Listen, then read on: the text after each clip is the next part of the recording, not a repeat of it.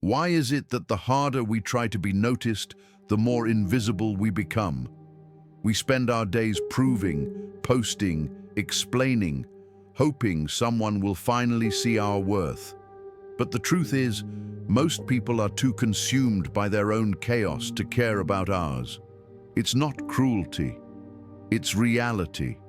Everyone is carrying their private storms, their quiet fears, their own battles that never make it to the surface. And when you realize that, it hurts. It can feel like the world just shrugged at your existence. But if you sit with that pain long enough, something shifts. You stop begging for understanding and you start giving it to yourself. You stop chasing love and you start becoming love. Marcus Aurelius once wrote, "Be content to see what you really are." He meant, live without pretending and you will finally be free. Today, we're going to explore 8 brutal Stoic truths that will teach you to let go of the need to be cared for and find peace in the power of self-respect. 1. The world owes you nothing. We grow up being told that if we're kind, if we work hard, if we give our best, life will somehow return the favor. But that's not how the world works. The truth is cold, and the Stoics never tried to soften it. No one owes you anything. Not love, not loyalty, not fairness. And the sooner you stop expecting life to be fair, the sooner you stop being its victim. Think about how many times you've said, "After everything I've done, they still treated me like this." That sentence alone exposes the illusion, the belief that there's an invisible scoreboard tracking what we deserve. But life doesn't keep score. It moves forward, indifferent, just like nature itself. Seneca once wrote, "Expecting gratitude is the trap of the foolish." He knew waiting for others to acknowledge your pain only chains you to disappointment. Modern life feeds that illusion daily. We scroll through perfect images, watching people celebrated for things we quietly suffer to achieve. We tell ourselves, if I try harder, if I explain better, maybe they'll see me. But they don't, and they won't. Not because you're unworthy, but because most people are locked inside their own reflection. The world is not built to give, it's built to test. Marcus Aurelius ruled an empire, yet faced betrayal from his closest friends, disease that wiped out his armies, and citizens who cursed him while he served them. Yet in his private writings, he never complained about fairness. Instead, he reminded himself, "You can't expect figs in winter," meaning, don't demand what reality cannot give. You can't demand warmth from cold hearts or peace from chaotic minds. The Stoics believed that every expectation is a hidden contract you sign without the other person's consent. You think you're offering love, but in truth, you're offering a deal. I'll give you this if you make me feel valued. When that deal breaks, you feel betrayed. But the Stoic looks at that pain and says, "Good, now I see where my freedom begins." Freedom begins the moment you stop keeping score, the moment you stop demanding apologies that never come, praise never offered, and fairness that never existed. Life becomes simpler, not easier, but clearer. Once you remove the illusion of what you're owed, you finally see what's real. Your effort, your discipline, your virtue. That's all that was ever truly yours. Epictetus taught that nothing external is guaranteed. He said, "When you kiss your child, remember you are kissing a mortal." Not to be cruel, but to remind us that everything, people, praise, possessions, can vanish. When you accept that, gratitude replaces resentment. You stop saying, "Why didn't they care?" and start saying, "I'm grateful they were here at all." So how do you live this truth? You start small. When someone ignores your effort, don't explain yourself. When life feels unfair, don't protest. Act. When you feel overlooked, use it as fuel to build something that needs no applause. The world owes you nothing, and that's your greatest gift. Because if no one owes you, then you owe no one your despair. You're not entitled to an easy life. You are invited to a meaningful one. Every challenge is proof that life believes you're capable of more. Every silence, every rejection, every moment you're unseen. It's not punishment, it's training. Freedom begins where entitlement ends. 2. People are too busy, surviving their own storms. It's easy to believe people ignore you because they don't care, that they scroll past your messages, forget your pain, and never show up when you need them most because your existence simply doesn't matter. But that's rarely the truth. Most of the time, they're not cruel. They're drowning quietly in their own chaos. Everyone you meet is fighting an invisible battle. The boss who snapped at you is terrified of losing control. The friend who disappeared is numbing their own pain. The stranger who cut you off in traffic is simply trying to make it through the day. Marcus Aurelius wrote, "Be tolerant with others, strict with yourself." He didn't say that to make you superior. He said it to remind you that people often fail you not because they lack care, but because they lack capacity. Most people are overwhelmed, overstimulated, exhausted, and emotionally under-resourced. They barely have the energy to carry their own burdens, let alone hold yours. When someone forgets to check on you, it's not always neglect. Sometimes it's survival. Think of the last time you were hurting deeply. Were you fully present for others? Did you reply to every message? Did you have the emotional room to comfort someone else? Of course not. You were in your own storm. This is why Stoicism teaches not to take people's behavior personally. Their silence isn't rejection. It's a mirror reflecting the weight they're carrying. The Stoic stops begging for attention from people who are barely holding themselves together. He becomes emotionally independent. He stops saying, "Why didn't they care?" and starts saying, "They didn't have the capacity. I will not resent them for that." When you understand this, disappointment softens, resentment dissolves, peace enters, because now you see the truth. Most people aren't ignoring you. They're just trying to survive their own storms. He said it to remind you that judgment clouds compassion. The Stoic knows that every person carries storms you cannot see. And when you accept that, something inside you softens. You stop taking everything personally. You stop making their silence about your worth. We live in a time where everyone is overwhelmed. Bills, expectations, social comparison, endless noise.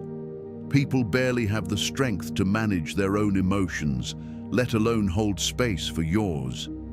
When you expect others to rescue you from pain, you set yourself up for bitterness. But when you release that expectation, you find peace, because suddenly their distance no longer feels like rejection, it feels like reality. Seneca once said, "What we suffer from is not the events themselves, but our judgment about them." When someone doesn't respond, we judge it as they don't care. But the Stoic sees it differently. They're human, just like me, imperfect, preoccupied, fragile. That shift changes everything. You move from resentment to empathy, from victimhood to understanding. Think of the times you've been lost in your own problems, those days when your mind was too heavy to notice the world around you. Did you mean to ignore others? No, you were just trying to breathe. So are they. Everyone is doing their best to stay afloat in a sea that keeps rising. When you begin to see people through this lens, compassion replaces disappointment. You stop chasing closure from those who are barely holding themselves together. You stop demanding consistency from those still learning how to stand. You start saying, they didn't show up, but maybe they couldn't. This doesn't mean you excuse bad behavior. It means you free yourself from the poison of over-interpretation. You choose understanding over resentment.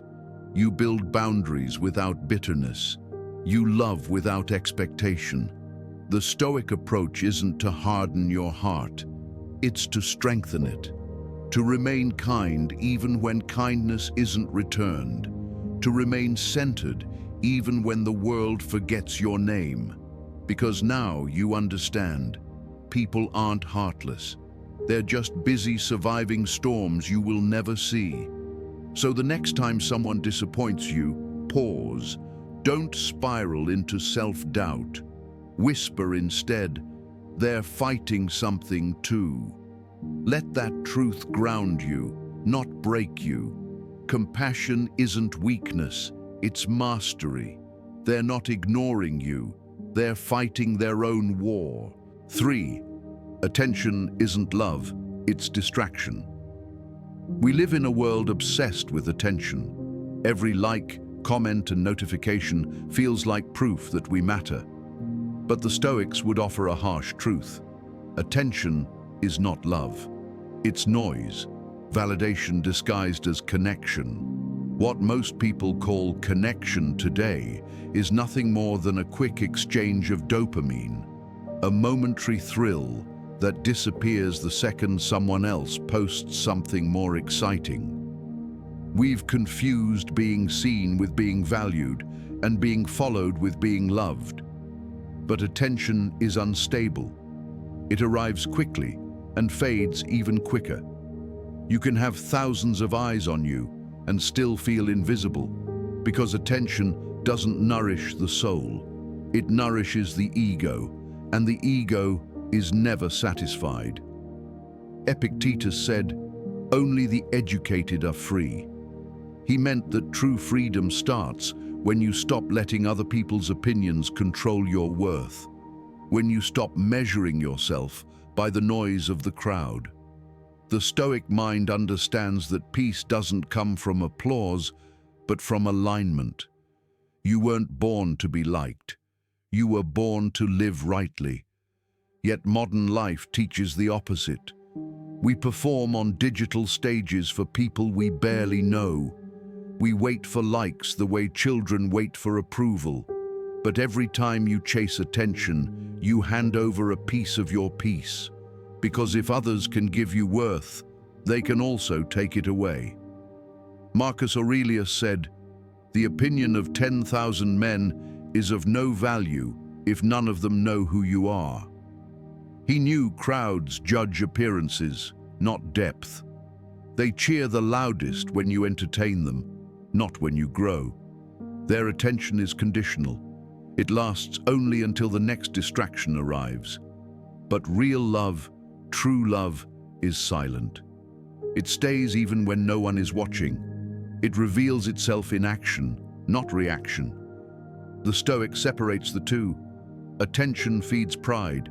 Love feeds purpose. Pride says, "Look at me." Purpose says, "Let me serve." One drains you, the other strengthens you. So the next time you feel unseen, don't chase the spotlight. Build your character. Don't refresh the feed, refresh your mind.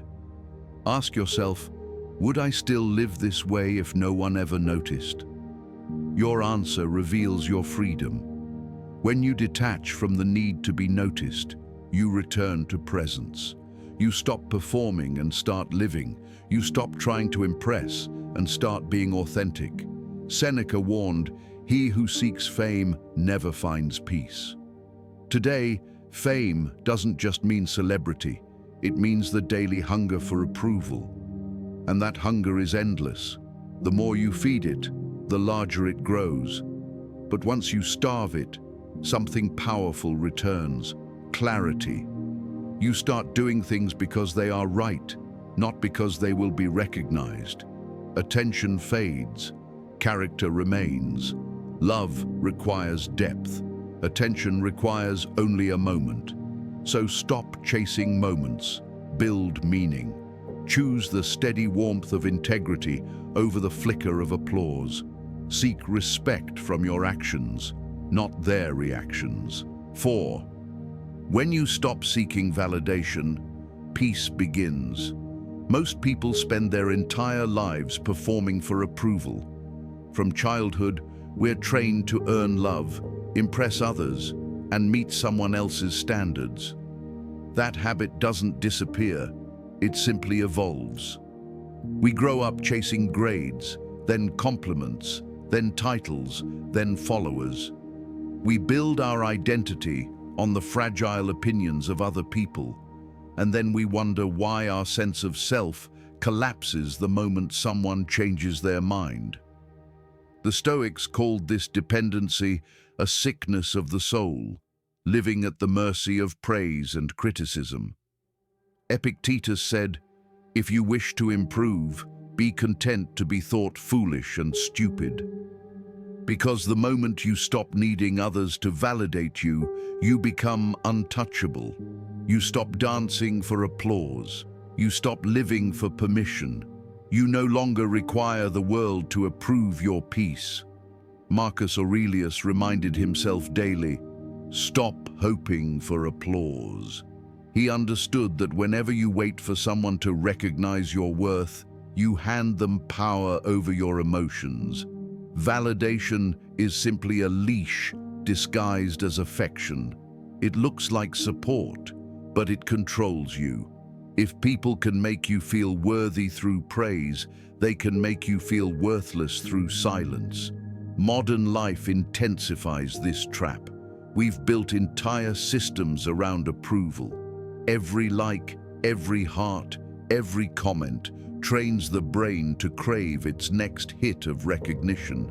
It's an addiction that society actually rewards. But when the applause fades, and it always does, you're left with a silence that feels uncomfortable. That silence isn't punishment.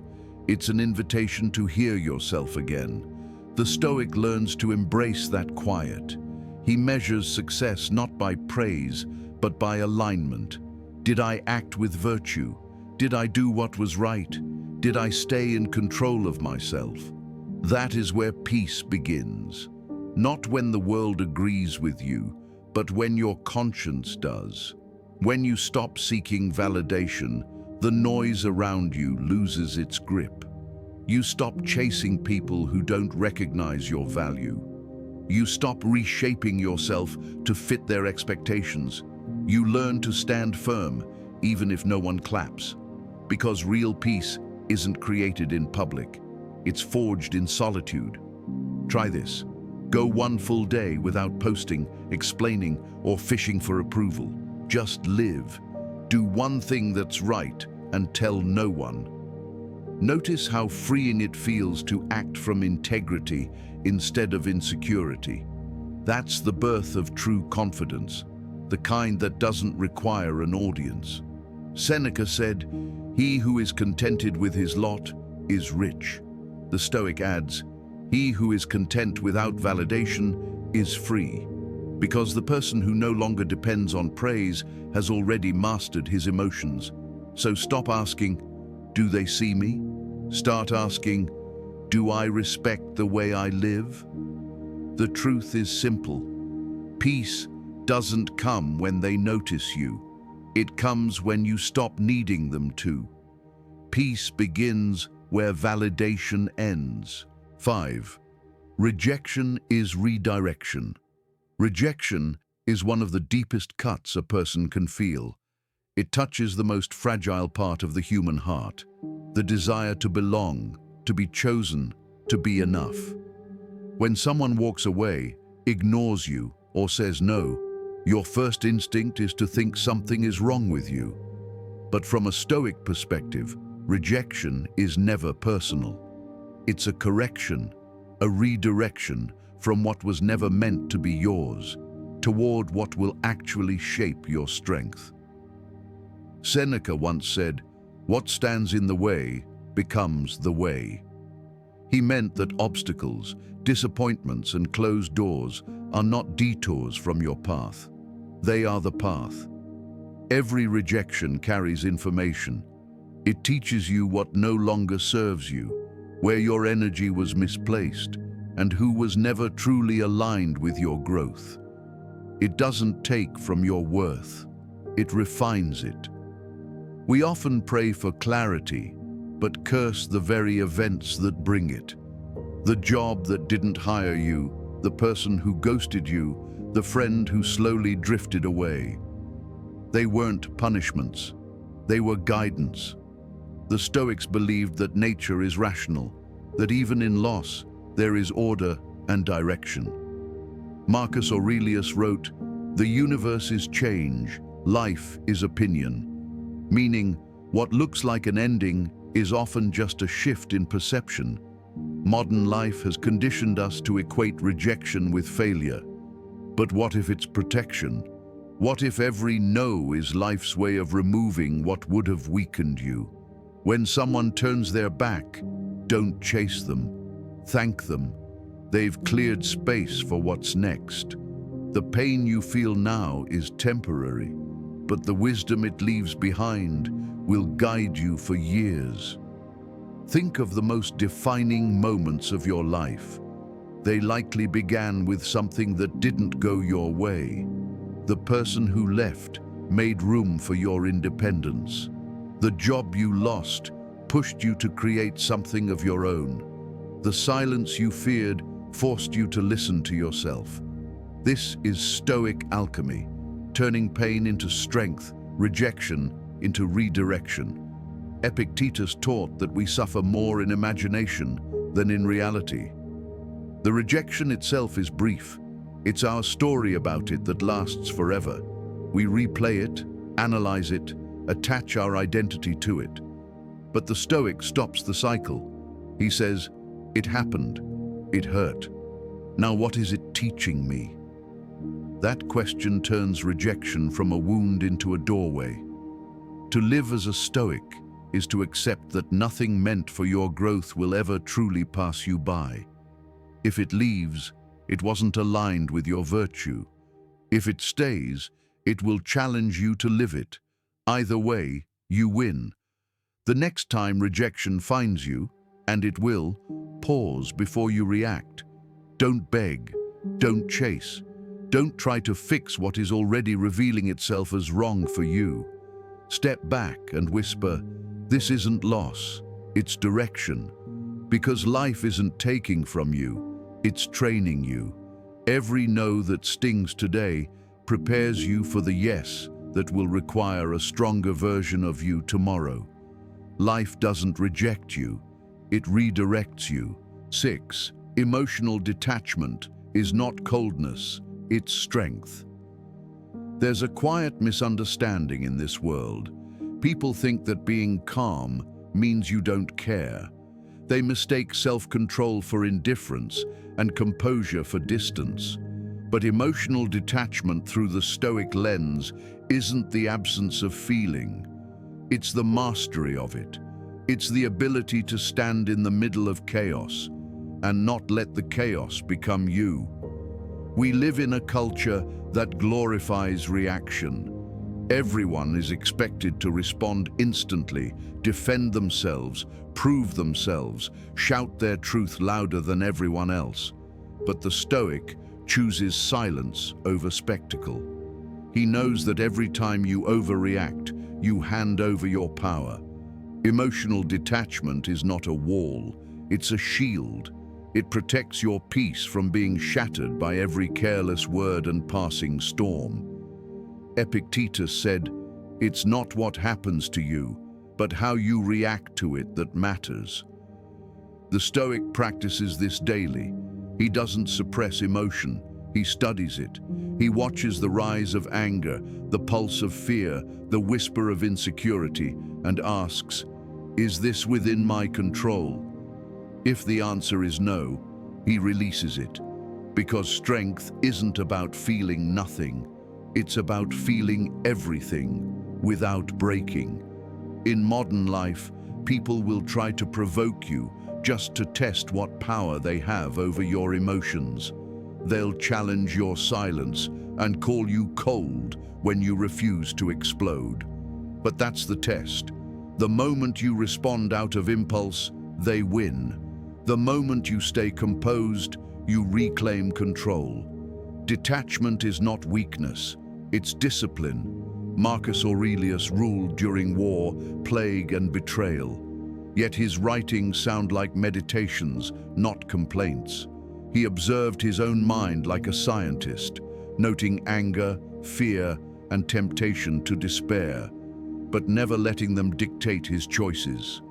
He reminded himself, "You have power over your mind, not outside events.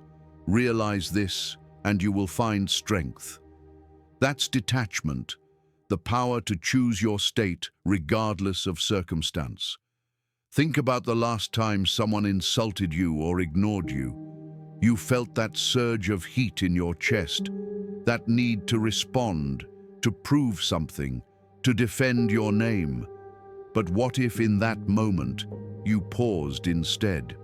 What if you simply observed your emotions without obeying them? That pause, that sacred second, is where freedom lives. It's the gap between what happens and who you choose to be. Emotional detachment doesn't mean you stop loving people. It means you stop letting them control the temperature of your soul. You can still care deeply and stay calm. You can still feel sadness without drowning in it. Still experience anger without burning down the room. Detachment allows you to see the storm without becoming the storm. Try this next time something triggers you. Don't react. Breathe. Write down what you feel instead of speaking it. Ask, "Is this reaction aligned with who I want to be?" You'll be amazed how often silence feels stronger than speech. Over time, that control becomes your armor, soft on the inside, unbreakable on the outside. Seneca wrote, "We suffer more from our imagination than from reality." Emotional detachment quiets that imagination. It separates the story from the fact. When you stop adding drama to discomfort, peace naturally returns. So when they call you distant, remember this: cold hearts don't stay calm, they freeze. Strong hearts stay warm, but unmoved. You don't need to react to prove you care. You prove it by staying true to yourself, even when others lose themselves. Detachment is not withdrawal, it's command. 7. Your worth is proven in solitude. Most people fear being alone because silence exposes the truth they've been running from. In the quiet, there are no distractions, no applause, no validation, no noise to drown out the question, "Who am I when no one's watching?" That's why solitude feels terrifying to those who have built their identity on external approval. But for the Stoic, solitude isn't emptiness, it's training. It is the gym of the mind, where strength is built in silence. Marcus Aurelius spent years on the battlefield, surrounded by death, uncertainty, and betrayal. Yet in the stillness of his tent at night, he wrote meditations, letters to himself, reminders of who he wanted to be. Alone, he forged his character. Alone, he sharpened his thoughts into principles. He didn't wait for praise or company. He faced himself, and that made him unshakable. The modern world runs from that kind of quiet. We fill every moment with noise, music, scrolling, conversations that mean nothing, because silence forces us to confront the weight of our own thoughts. But here's the paradox. The peace you're searching for won't be found in more noise. It's hiding behind the very silence you avoid. Epictetus said, "If you want to improve, be willing to be thought foolish and stupid." Solitude teaches that lesson. You'll look strange for stepping away from the crowd. You'll be misunderstood for choosing stillness over stimulation. But in that space, you begin to hear something far greater than approval. You begin to hear your own voice. When you embrace solitude, you stop negotiating your worth with the world. You realize that confidence isn't built through recognition. It's built through repetition, through showing up for yourself, even when no one else does. The Stoic practices this through simple, deliberate moments. A morning walk without a phone, a quiet evening reflection, a conversation with yourself instead of the screen. At first, the silence will feel uncomfortable. It will expose your fears, insecurities, and regrets. But don't run. Sit with them. Observe them like passing clouds. They lose their power the moment you stop fighting them. Because solitude isn't isolation, it's revelation. It shows you who you are when the world goes quiet. Seneca reminded us, "He who is never alone is not free." To depend on constant company is to depend on distraction. But when you can stand alone and still feel whole, you've found real freedom. You've proven your worth not by who loves you, but by how deeply you love yourself. So stop fearing the empty room. It's not empty, it's sacred. It's where the noise ends and understanding begins. It's where you meet the version of yourself that's been waiting patiently beneath all the masks and performances. Go there often. Stay there long enough to feel uncomfortable, and then longer still. Because in that space, you'll discover something rare, the quiet certainty that you are enough. Even when no one claps, no one calls, and no one cares. Silence isn't emptiness, it's training. 8. Care deeply, but expect nothing. The greatest paradox of strength is this: you can love fully, yet remain free. To the Stoic, caring deeply doesn't mean clinging tightly. It means giving your heart without handing over your peace. True love, whether for a person, a dream, or a cause, is not about possession or reward. It's about expression. You give because it aligns with your nature, not because you expect something in return. Epictetus wrote, "When you kiss your child, remind yourself that you're kissing a mortal." He didn't say it to be morbid. He said it to teach presence, to love without illusion, to appreciate without demanding permanence. The Stoic doesn't love less. He loves wiser. He understands that everything he cherishes is borrowed, every friendship, every moment, every breath. So he gives his all, but he doesn't grasp. He cares deeply, but he expects nothing. Modern life teaches conditional love. I'll care if you care back. I'll stay if you make me feel seen. But that isn't love. It's a transaction. And transactions always end in disappointment because the other person will eventually fail to meet an invisible contract they never agreed to. The Stoic breaks that cycle. He says, "I give because it's who I am, not because it's who they are." When you live this way, heartbreak changes shape. Rejection no longer feels like injustice. It feels like nature. Gratitude replaces bitterness. You start to thank life for the moments, not mourn the endings. You realize that love isn't meant to cage you. It's meant to expand you. Marcus Aurelius lived by this principle as emperor and father. He lost children, friends, and soldiers. Yet his writings breathe compassion, not resentment. He reminded himself, accept whatever comes woven into the pattern of your destiny. That acceptance doesn't make love weaker. It makes it eternal, because it's rooted in virtue, not circumstance. So how do you practice this today? Give one act of kindness with no expectation. Send the message you've been withholding. Help someone who can't repay you. Listen without needing to speak. Each act becomes a quiet declaration.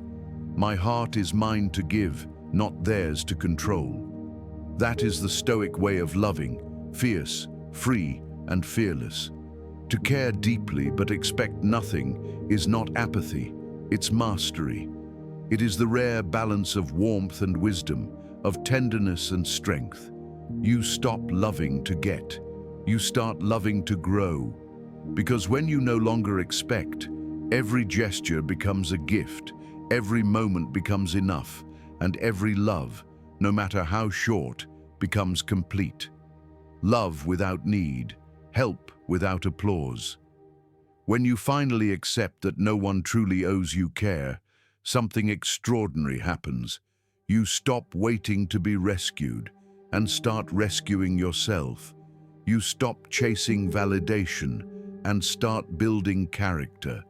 You stop depending on the noise of others to feel alive and begin finding meaning in your own silence.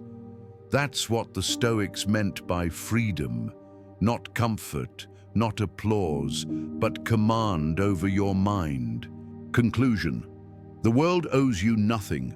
People are too busy surviving their own storms. Attention isn't love. Peace begins when you stop seeking validation. Rejection is redirection. Detachment is strength. Solitude proves your worth. And the highest form of love is to care deeply but expect nothing. These are not just ideas, they are invitations. Invitations to rebuild your inner world on something unshakable. Because when you stop expecting the world to care, you become the kind of person who no longer needs it to. You move from resentment to resilience, from dependence to discipline, from noise to clarity. Marcus Aurelius said, "It is not death that a man should fear, but never beginning to live." This awareness, this acceptance, is where life truly begins. So the next time the world seems indifferent, don't take it personally. Take it as training, because the ones who rise above the need to be cared for are the ones strong enough to truly care for others.